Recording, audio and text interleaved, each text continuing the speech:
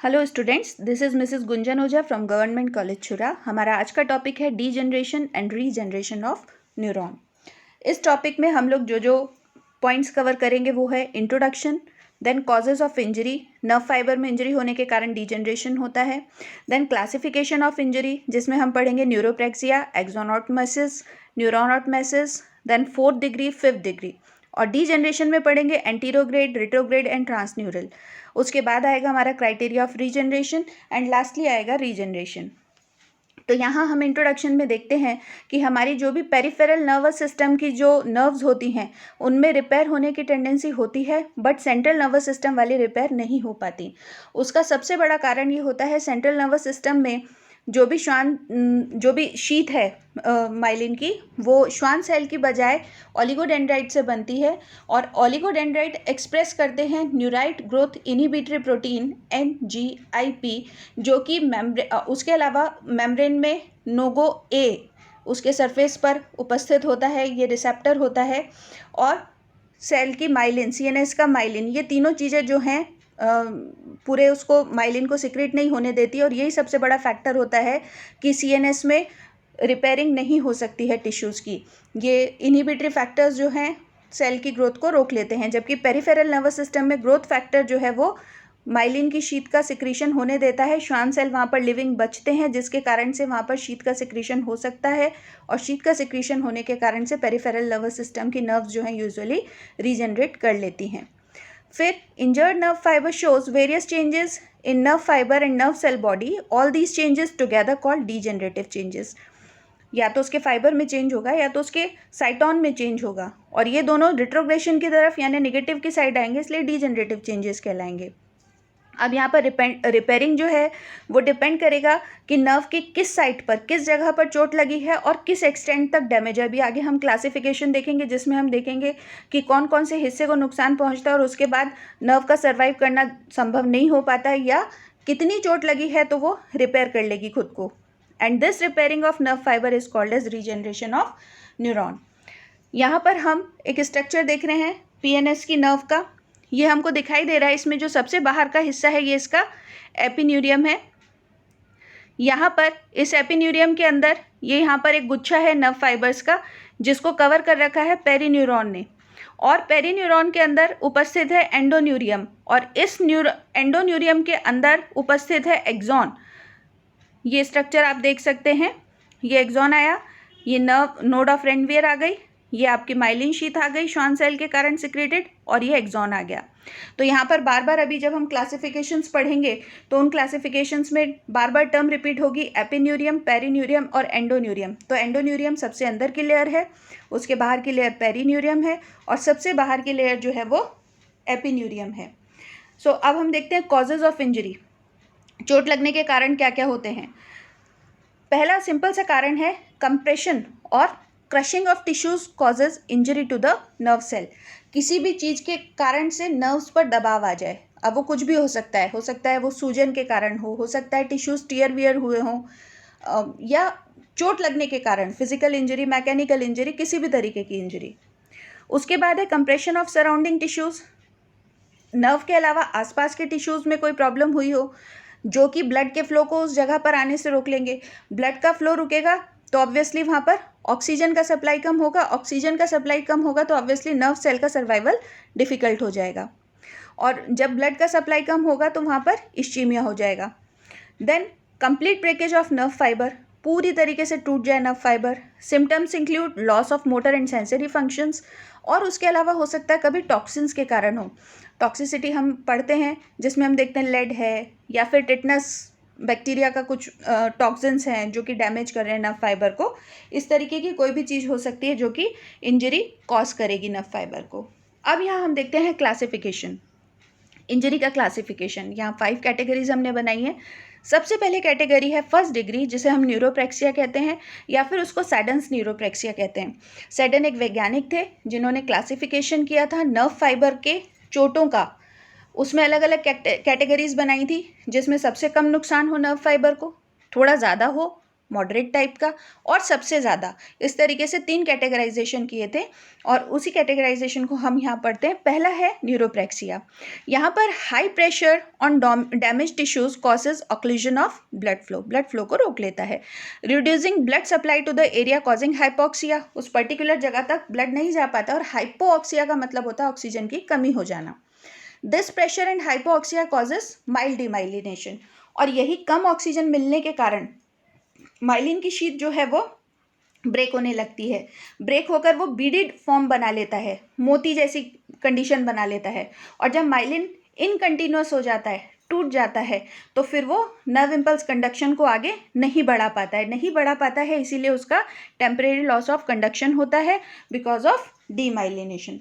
तो ये सबसे माइल्ड तरीके का न्यूरोप्रेक्सिया, सबसे माइल्ड तरीके की लॉस है नर्व सिस्टम को। तो यहाँ पर हमने इस कैटेगराइजेशन को डायग्राम के थ्रू समझाने की कोशिश करी है। ये है न्यूरोप्रेक्सिया। यहाँ आप देख सकते हैं सबसे ऊपर ये इंटैक्ट सेल है। इस इंटैक्ट सेल में माइलिन शीट ब्लू कलर की दिख रही है।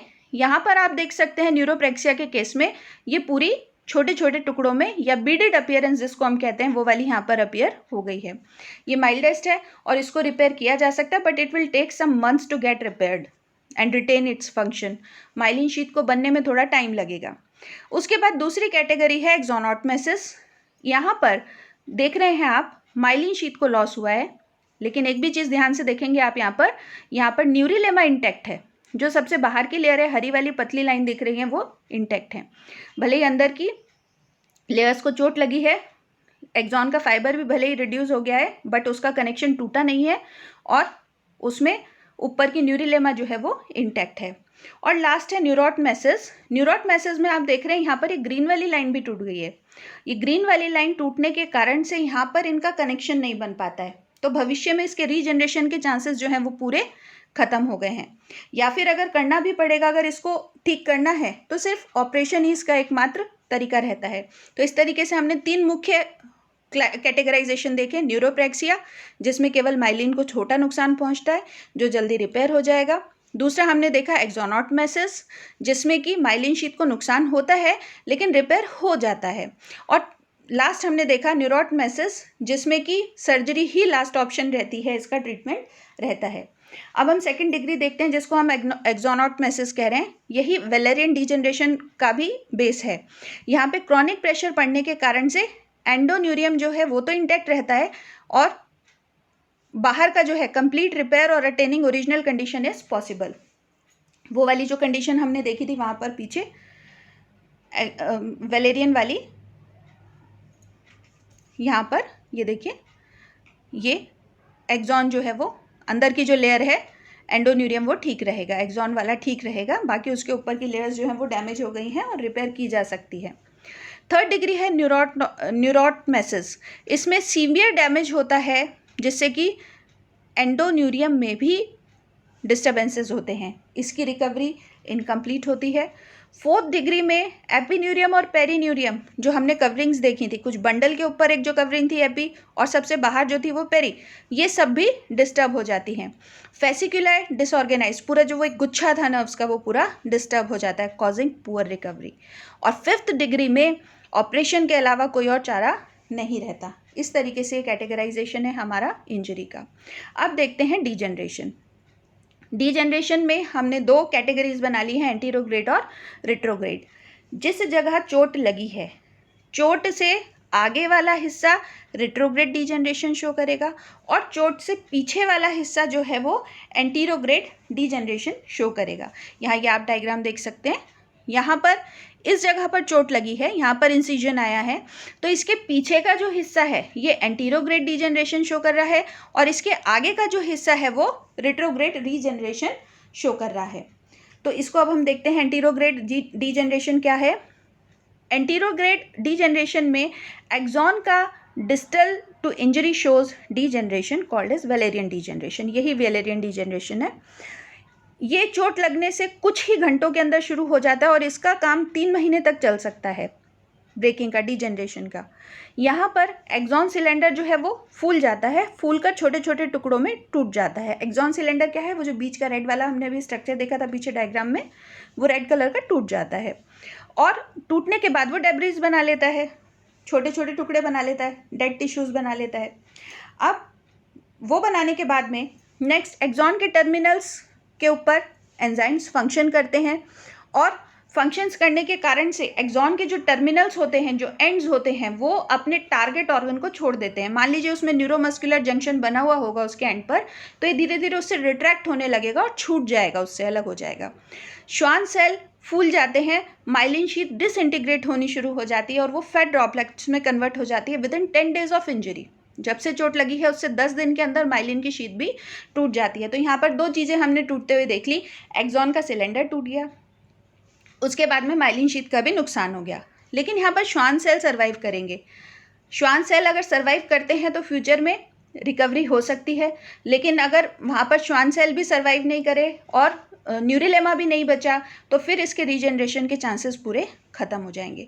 अब यहाँ पर मैक्रोफेजेस जो हैं they start at attacking Schwann cell of distal region and remove debris. अब यहाँ पर श्वान सेल्स को भी रिमूव कर रहे हैं क्योंकि सब कुछ किल हो चुका है, वहाँ पे ख़त्म हो चुका है, तो सारी चीज़ें ख़त्म हो जाएंगी। This will take around 3 months। अगर न्यूरिलेमल शीथ इंटैक्ट है, अगर न्यूरिलेमा की शीथ बची है, तभी वो रीजनरेशन में जाएगा। तो यहाँ पर अभी हमने देखा किस किस चीज़ का लॉस हुआ, एक्सॉन का, एक्सॉन के टर्मिनल का। एक्सॉन का तो सिलेंडर पूरा टूट गया, एक्सॉन का टर्मिनल जो है वो रिट्रैक्ट हो गया, ये न्यूरोमस्कुलर जंक्शन जो बन रहा था उससे पूरे हाथ पैर छोड़ करके वो सिकुड़ गया। और माइलिन शीथ, ये सारी चीज़ें टूट गई हैं, ये फेगोसिटाइज की जाएंगी, खा ली जाएंगी। किसके द्वारा? अगर सीएनएस में चोट लगी है तो माइक्रोग्लियल सेल्स उसको खा जाएंगे, और अगर पीएनएस में चोट लगी है तो मैक्रोफेज और श्वान सेल उसको खा जाएंगे। अब हम देखते हैं यहाँ पर एंटीरोग्रेड डीजनरेशन। यहाँ पर आप देख सकते हैं ये ब्रेकेज हुआ, ब्रेकेज होने के कारण न्यूरिलेमा खत्म हो गई, न्यूरिलेमा खत्म हो गई तो सेल्स भी खत्म हो जाएंगे, डेब्रीज बन जाएंगे। एक्सॉन के सिलेंडर का डेब्रीज बन जाएगा, बाहर की कवरिंग का डेब्रीज बन जाएगा, माइलिन शीथ खत्म हो जाएगी। और ये जो है यहाँ पर आप देख सकते हैं कैसे सिकुड़ गए हैं, ये न्यूरोमस्कुलर जंक्शन था, यहाँ पर मसल फाइबर होना चाहिए था, और ये न्यूरोमस्कुलर जंक्शन जो है वो सिकुड़ जाएगा तो ये खत्म हो जाएगा वहाँ से। इस तरीके से ये बच्चा यहाँ पर डेब्रीज, जिसको खा रहे हैं मैक्रोफेजेस। मैक्रोफेजेस के बाद यहाँ पर आप देख रहे हैं कि एस्ट्रोसाइट्स अपीयर होंगे, और ये एस्ट्रोसाइट्स क्या करते हैं, ये सेल्यूलर रिस्पॉन्स को बढ़ा देते हैं और रीजनरेशन की कैपेबिलिटी को यहाँ पर बढ़ा देंगे। तो ये काम यहाँ पर एस्ट्रोसाइट्स करेंगे। अब देखते हैं अगला रीजनरेशन, डीजनरेशन, रिट्रोग्रेड डीजनरेशन।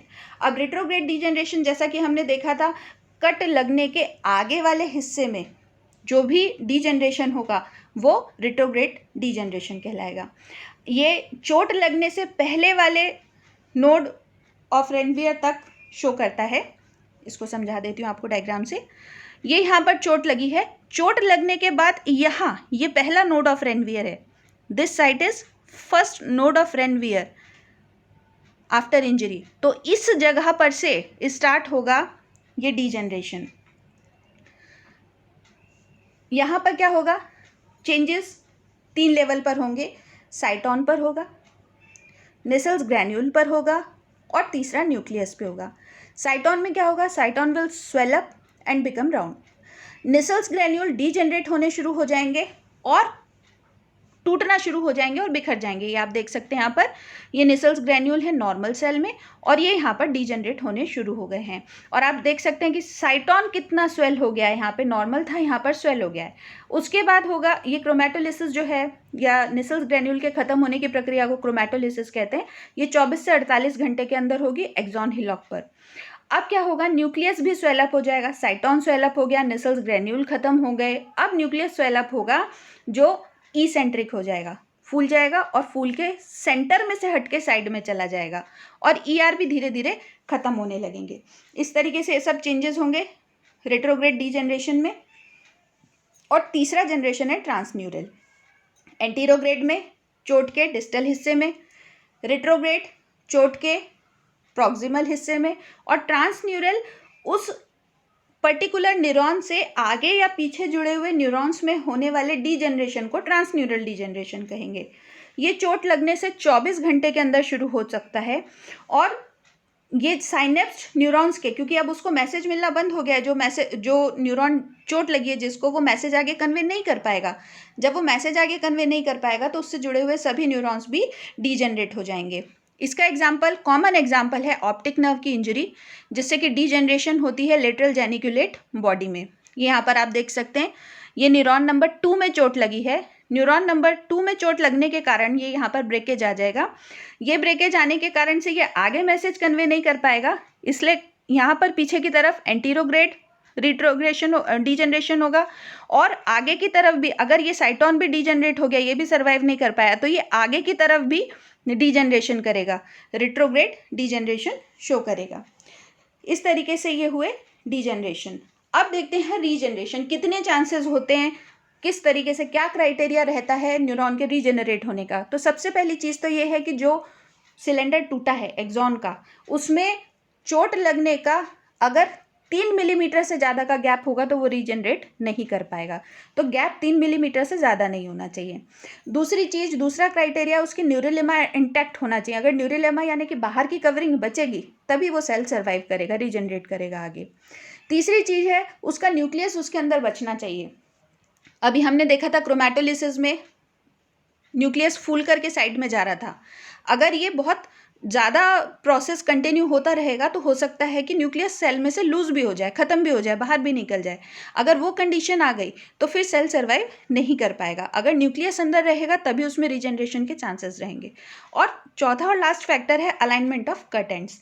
अगर वो कट एंड्स एक ही लाइन में होंगे, एक पर्टिकुलर प्लेन में रहेंगे, तभी उनके रीजनरेशन के चांसेस हैं। अगर वो कट होकर के ऊपर नीचे चले गए, एक एंड ऊपर रह गया दूसरा नीचे आ गया, तो इस तरीके का कनेक्शन नहीं हो पाएगा, फिर इन सेल्स में रीजनरेशन नहीं हो पाता है। अब यहाँ पर हम देखते हैं रीजनरेशन को। इस केस में यहाँ पर बीच में चोट लगी, चोट लगने के बाद जिस जगह पर चोट लगी थी, ये देख सकते हैं आप, थर्ड वाले पॉइंट पर लगी है, तो इसके बाद इस जगह पर से रीजनरेशन होना स्टार्ट होगा। इस particular first node of Ranvier से रीजनरेशन स्टार्ट होगा। यहाँ पर हम देखते हैं कि पीछे की तरफ न्यूरिलेमा इंटैक्ट है, पीछे की तरफ बची है न्यूरिलेमा। तो यहाँ पर इस पॉइंट पर हम देखेंगे कि कुछ स्प्राउट्स फॉर्म होने शुरू हुए हैं। ये ब्राउन कलर के आप देख सकते हैं। ये स्प्राउट्स लगभग 100 के करीब बनते हैं। उस 100 में से मात्र एक सर्वाइव करेगा। वो सर्वाइव करके और न्यूरिलेमा के अंदर एक्सटेंड करेगा खुद को, और ये एक्सॉन ट्यूब का फॉर्मेशन करेगा। जब ये एक्सॉन ट्यूब बना लेगा, श्वान सेल्स इसके साथ मिलकर एक्टिविटी करेंगे, तब ये माइलिन शीथ का निर्माण करेंगे और नए एक्सॉन का फॉर्मेशन होगा। लेकिन ये भी जो नया एक्सॉन बनेगा, ये ओरिजिनल जैसा फंक्शन नहीं एक्वायर कर सकेगा पूरा, मतलब फंक्शन का इन द सेंस ये अपना साइज, उसकी चौड़ाई, उसकी लंबाई बिल्कुल ओरिजिनल वाले जैसी नहीं हो पाएगी, और ये बहुत लंबा प्रोसेस होगा रीजनरेशन का। ये चोट लगने के चौथे दिन से स्टार्ट होता है। 30वें दिन पर जाकर इसका पेस बहुत हाई हो जाता है, और उसके बाद तो न जाने कितने महीने ये ले लेगा पूरी तरीके से रिपेयर होने के लिए। अब यहाँ पर क्या क्या चेंजेस होंगे, जितने हमने वहाँ पर रेट्रोग्रेटिव डीजनरेशन में देखे थे, रेट्रोग्रेड डीजनरेशन में देखे थे चेंजेस, उससे उल्टा यहाँ पर होगा। वहाँ न्यूक्लियस साइड में चला गया था, अब न्यूक्लियस सेंट्रल हो जाएगा। ER और नेसल्स ग्रैन्यूल खत्म होने शुरू हो गए थे, अब नॉर्मल हो जाएंगे। सोमा नॉर्मल शेप अटेन कर लेगा, वहाँ पे फूल गया था। अब क्या होगा, जो मैक्रोफेजेस वहाँ पर पड़े हुए हैं वो इंड्यूस करेंगे इंटरल्यूकिन 1, और इंटरल्यूकिन 1 स्टिमुलेट करेगा श्वान सेल को और प्रमोट करेगा नर्व ग्रोथ। ठीक है। अब यहाँ पर सेल्स फ्रॉम सूडोपोडिया, जो वो 100 फाइबर्स बन रहे थे, स्प्राउट हो रहे थे, 100 एक्सटेंशन, वो न्यूरल ट्यूब में एंटर हो जाएंगे, और NGF यहाँ पर ग्रोथ फैक्टर जो हमने देखा था, उस ग्रोथ फैक्टर को और श्वान सेल को दोनों को स्टिमुलेट करता रहेगा। Out of 100 only 1 will enter into axon tube, और ये ग्रोथ फेज में चला जाएगा। ग्रोथ फेज में जाने के बाद वो एक्सेस सिलेंडर का फॉर्मेशन करेगा। ये सिलेंडर एक्सटेंड करेगा टारगेट ऑर्गन तक। अब टारगेट ऑर्गन क्या है, वही न्यूरोमस्कुलर जंक्शन जो हमने देखा था, जिसमें से उसके हाथ पैर सिकुड़ गए थे, अब वो वापस आ जाएंगे। ये सब कंडीशन जब हो रही है, जब न्यूरोलेमल ट्यूब सही बची है, तभी उसमें रीजनरेशन होगा। तो फिर वो वापस से अपने एक्सटेंशंस को एक्सटेंड करेगा और जंक्शन पर ले जाकर के छोड़ेगा और माइलिन शीथ का सिक्रीशन करेगा। ये पूरी प्रक्रिया कंप्लीट होने में लगभग पूरा 1 साल लग जाता है। इस तरीके से जाकर के माइलिन शीथ का निर्माण होता है और नर्व फाइबर का रीजनरेशन होता है। इस प्रकार हमने देखा डीजनरेशन और रीजनरेशन ऑफ नर्व फाइबर। बहुत सिंपल लैंग्वेज में आपको समझाया है। आई होप आप लोगों ने इसे समझा होगा। Thank you.